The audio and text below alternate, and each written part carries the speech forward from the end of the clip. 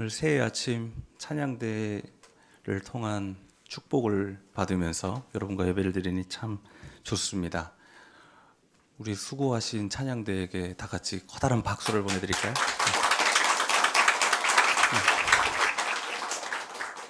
올해부터는 찬양대에게 이렇게 박수를 보내면 좋을 것 같습니다. 원래 한국 사람들은 좀 이렇게 조용한 노래들이 나오면 같이 감상에 잠기느라고 박수를 이렇게 있곤 하는데 또 이제 박수를 쳐주면 좋을 것 같습니다. 새해 첫 주일, 오늘은 예수께서 요한에게 세례를 받으신 주님의 수세 주일입니다. 오늘 복음서에서 소개하듯이 요한은 낙타 털옷을 입고 허리에 또 가죽띠를 띠고 광야에서 메뚜기와 꿀을 먹고 사는 광인 같은 사람이었습니다. 만약 요즘 시대에 요한이 있었다면 이 TV 프로그램 나는 자연인이다에 나올 수도 있겠다는 생각이 듭니다. 그러나 아마 진짜 요한이 있었다면 예능 프로그램이 아니라 사회 정치부 뉴스에 먼저 나왔을 것 같습니다. 그는 정치인들의 죄, 부자들의 죄, 국가 공무원들의 죄, 군인들의 죄, 이 시대의 죄, 이 세상 모든 사람들의 죄를 밝히 드러낸 사람이었기 때문입니다. 이 불을 켰을 때 바퀴벌레가 이 사사삭 숨는 것을 본 적이 있나요?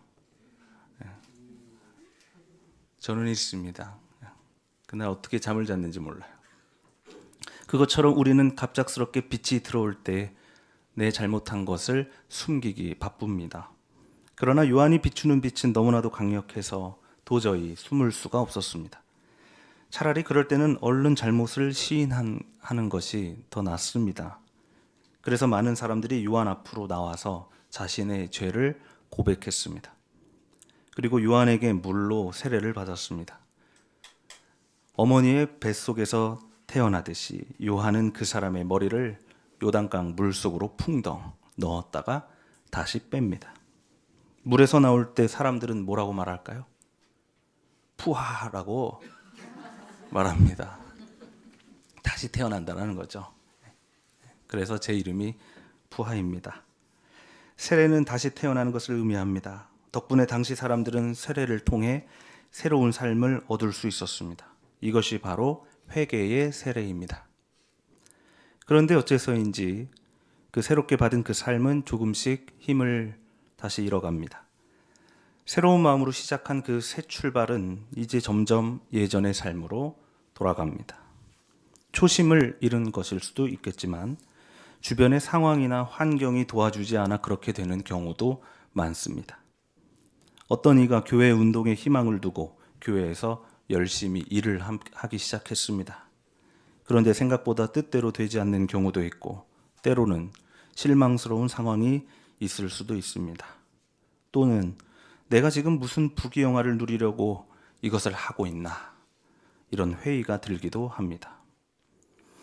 여러 이유들이 있겠지만 그래서 이 교회 그리고 하나님 나라 운동을 포기한 사람들이 꽤 됩니다. 아무래도 요한의 세례에는 유통기한이 있는 것 같다라는 생각이 듭니다.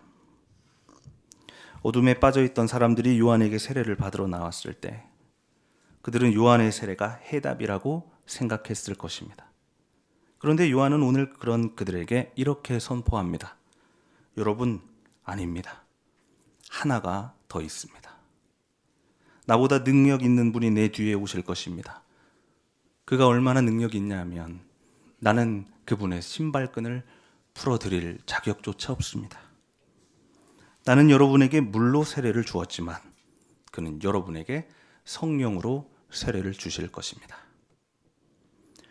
요한은 자신의 세례가 모든 것을 해결하는 해답이 아니라는 사실을 그때부터 알고 있었습니다. 그것이 오래가지 못할 것이라는 사실 또한 알고 있었습니다. 결국 회개와 용서를 통한 나의 새 출발은 완전하지 못합니다. 작은 실망 하나에도 무너지고 말지요. 작은 절망 하나에도 쓰러지고 말아요. 새롭게 되고자 하는 우리의 의지라는 것이 점점 어두워지는 이 세상 앞에서 얼마나 무력한지 모릅니다. 그런데 예수님도 이 요한에게 세례를 받지 않았나요? 주님께서는 2000년이 넘도록 아직도 하나님 나라를 포기하지 못하고 우리를 붙들고 계시잖아요. 어떻게 그것이 가능할 수 있었을까요? 지금 바울은 여러 교회를 순방하던 중에 에베소에 이르렀습니다. 거기서 몇몇 제자들을 만나서 이야기를 나눕니다. 바울이 그들에게 묻습니다. 여러분은 세례를 받았습니까? 네. 그렇다면 여러분은 성령을 받았습니까? 그들이 말합니다. 성령이 무엇입니까? 바울이 의아해하면서 다시 묻습니다. 그러면 여러분은 무슨 세례를 받았습니까? 우리는 요한의 세례를 받았습니다. 회개의 세례를 받으셨군요. 에베소 교회 교우 여러분, 그러나 하나가 더 있습니다. 그것은 바로 성령의 세례입니다. 그리고 바울은 주 예수의 이름으로 다시 그들에게 세례를 주었습니다. 바울이 그들에게 손을 얹으니 성령이 그들에게 내리셨습니다. 그래서 그들이 방언과 예언, 그러니까 그때부터 그들은 하나님의 말을 하기 시작했습니다. 성령의 세례는 무엇일까요? 그것은 회개의 세례와 어떻게 다를까요? 회개의 세례는 내가 죄를 고백하고 용서를 받아서 새로운 삶을 시작하는 나의 위대한 첫 걸음입니다. 하나님은 우리 없이 혼자서는 일을 할 수 없습니다. 다시 말해서 하나님에게는 우리가 절대적으로 필요합니다. 그래서 우리가 이렇게 용기를 내줘야 합니다. 요단강까지 우리가 걸어가줘야 합니다. 그러나 하나가 더 있습니다. 하나님에게 우리가 필요했던 것처럼 우리도 사실 하나님이 필요합니다. 나의 선한 의지, 정의로운 어떤 당위, 공동의 계명, 이런 것만으로는 할 수 없습니다. 교회에 나가야 하니까, 예배를 드려야 하니까, 헌금을 드려야 하니까, 선교해야 하니까, 선한 일을 해야 하니까, 정의를 추구해야 하니까, 사랑해야 하니까, 이런 것으로는 부족합니다. 여러분은 사랑을 해야 하니까 하나요? 사랑하니까 사랑하는 거잖아요.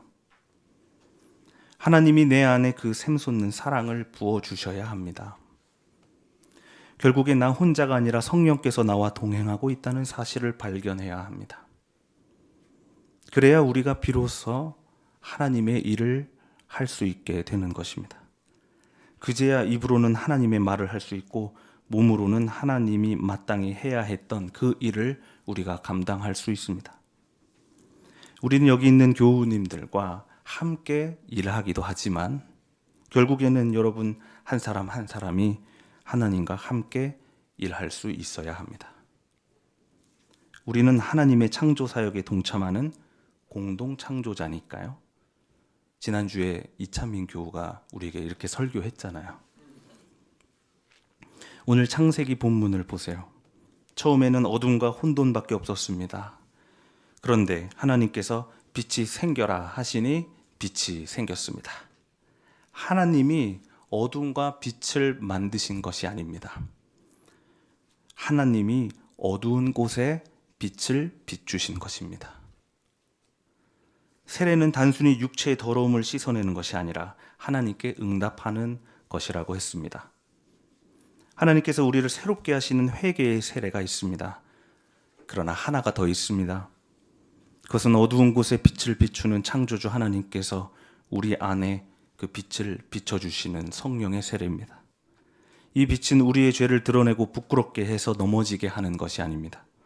오히려 이 빛은 우리 안에 사랑과 정의가 충만하게 하여서 우리를 오롯이 세워주는 그런 빛입니다. 성령의 세례를 받으면 우리 혼자 일하는 것이 아니라 내 안에 성령과 함께 일하게 됩니다. 그는 이제 사람을 다정하게 대합니다. 누구든지 친절하게 대하고 편견 없이 대하고 진실하게 대합니다. 주님의 일을 하다가 환난이 찾아오거나 낙심할 때는 넘어지지 않고 인내하면서 꾸준히 기도합니다. 자신을 박해하는 사람을, 자신을 괴롭히는 사람들을 도리어 축복하게 됩니다.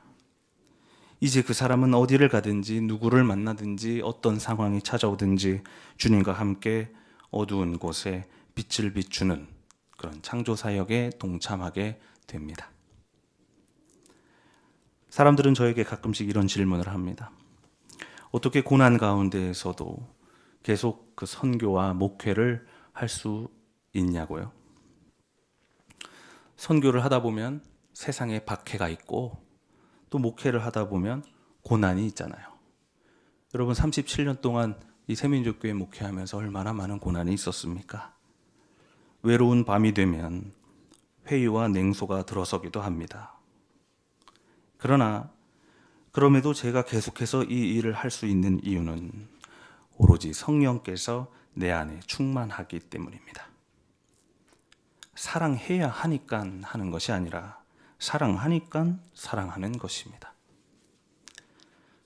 제가 여러분과 이 교회를 사랑하기 때문이에요. 하나님께서 이 세상을 사랑하시는 것처럼 저 또한 이 세상을 결국에는 사랑하기 때문입니다. 지금까지 이 교회를 지켜오신 여러분도 같은 마음이리라 생각합니다. 2024년 새해가 밝았습니다. 우리는 올해 가족주의와 정상가족 이데올로기 그리고 어떤 혈육을 넘어서 진정 가족을 찾아 나서기로 했습니다. 예수는 혈육이 아니라 하나님의 뜻을 행하는 사람이 이제부터 내 가족이라고 했습니다. 저는 여러분이 저의 어머니, 또 저의 아버지, 저의 장모님, 저의 장인어른, 저의 누나와 형, 그리고 동생이길 바랍니다. 저도 여러분의 아들과 형이 되어주겠습니다. 다시 말해서 우리가 모두 같이 주님의 일을 행하게 되기를 바랍니다. 올해도 주님의 일을 감당하기 위해서 교회 곳곳에서 일하는 분들이 계십니다. 보이는 곳에서 또는 보이지 않는 곳에서 이 교회를 향한 애정을 가지고 주님의 일을 감당하실 여러분, 저는 이 가운데에서 한 사람도 교회 일 때문에 어떤 회의나 냉소 안에 갇히지 않게 되기를 바랍니다. 또 한 사람도 누군가에게 상처를 주지 않고 또 한 사람도 상처를 받지 않게 되기를 바랍니다. 그러나 혹시 그런 일이 생기더라도 돌아서거나 이 길을 포기하지 않았으면 좋겠습니다. 교회 일은 혼자 내 힘과 내 뜻대로 하는 것이 아니라 결국에 주님과 함께 이루는 것이기 때문입니다. 주님께서 여러분 마음 어두운 곳에 오늘 빛을 비춰주셨습니다. 그러므로 여러분은 이제 주 예수의 이름으로 성령의 세례를 받으십시오. 성령과 동행하는 여러분의 노동과 사랑 위에 주님의 은총이 충만하기를 빕니다. 오늘 주신 말씀을 다 함께 묵상합시다.